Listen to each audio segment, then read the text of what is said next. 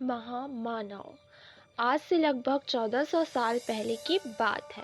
अरब के नखलिस्तान में एक गरीब बुढ़िया घर में जलाने के लिए सूखी लकड़ियां चुन रही थी।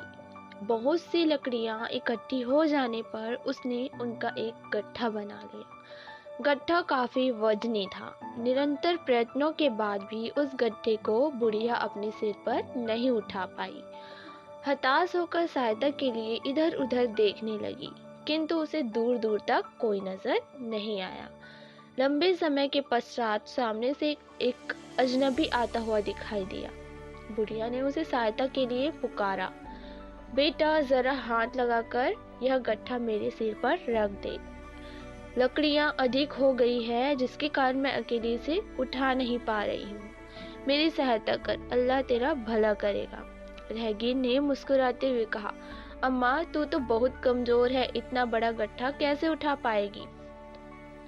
मैं भी शहर की ओर जा रहा हूँ, ला इसे मैं उठा लेता हूँ। बुढ़िया के बार बार मना करने का पर भी रहगीर ने लकड़ियों का गट्ठा अपने कंधे पर उठा लिया और बुढ़िया के साथ साथ चलने लगा। बुढ़िया उसे दुआएं देने लगी, बेटा अल्लाह तुझे इस उपकार का फल अवश्य देगा। रहगीर ने विनम्रता से कहा, अम्मा इसमें उपकार की क्या बात है? यह तो हमारा मानवीय कर्तव्य है कि हम बूढ़े, कमजोर और लाचार लोगों की सहायता करें।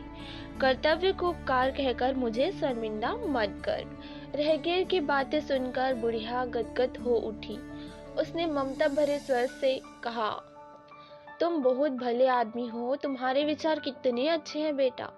तुम इस शहर के रहने वाले नहीं लगते, क्या कहीं बाहर से आए हो? रहगीर ने उत्तर दिया, हाँ अम्मा, अभी कुछ दिन पहले ही इस शहर में आया हूँ। बेटा तुम इस शहर में नए हो, शायद तुम्हें मालूम नहीं होगा, आजकल हमारे शहर में एक जादूगर आया हुआ है जो बड़ा खतरनाक है। लोग कहते हैं उसने यहाँ के बहुत से लोगों को अपने कब्जे में कर लिया है। तुम बड़े भले और दयावान व्यक्ति हो, इसलिए मैं तुम्हें सचेत कर रही हूँ, उस जादूगर से बच कर रहना, कहीं वह तुम्हें भी अपना गुलाम ना बना ले। अम्मा क्या तूने उसे देखा है? रहगीर ने विनम्रता पूर्वक उस बुढ़िया से पूछा।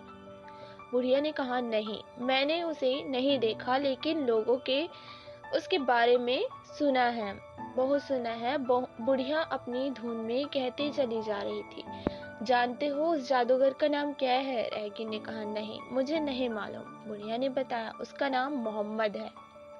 वह एक बहुत बड़ा जादूगर है, उससे जो भी मिलता है वह उसका गुलाम बन जाता है। तुम उससे हमेशा बचकर रहना। रहगीर शांत मन से उसकी बातें सुन रहा था। इस तरह बातें करते करते वे दोनों शहर तक आ गए। शहर में चारों ओर बड़ी चहल पहल थी।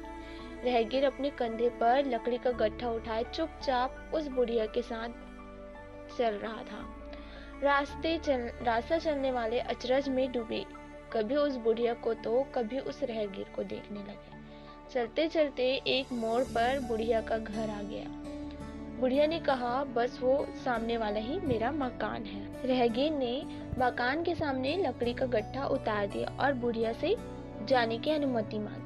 बुढ़िया ने उस सहायता करने वाले दयालु रहगीर को ढेर सारी दुआएं देते हुए कहा, मैं भी कितनी मूर्ख हूँ, इतना लंबा रास्ता तय कर लिया, सारी बातें कर ली, लेकिन अब तक तुम्हारा नाम नहीं पूछा। बेटा जाते जाते अपना नाम बताते जाओ।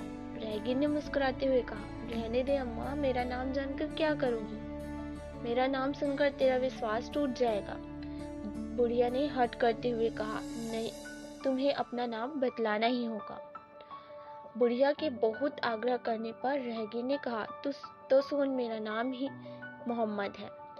मैं वही आदमी हूँ जिसे तू जादूगर, निर्दयी और ना जाने क्या क्या समझती है। इतना सुनते ही बुढ़िया अवाक रह गई। उसकी समझ में नहीं आई कि यह सब क्या हो गया। जिसे वह क्या समझती थी वह क्या निकला। लज्जा से उसका मस्तक झुक गया। वह रहगीर से क्षमा याचना करने लगी।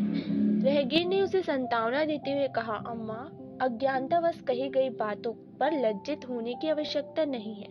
अल्लाह बहुत बड़ा है, उस पर विश्वास कर, वो ही क्षमा करने वाला है। वह बड़ा रहमदिल है, सबका पालने वाला है, उस पर भरोसा रख। इतना कहते हुए रहगीर आगे बढ़ गया। बुढ़िया उसे श्रद्धा और स्नेह भरी निगाहों से अपलक देखती रही।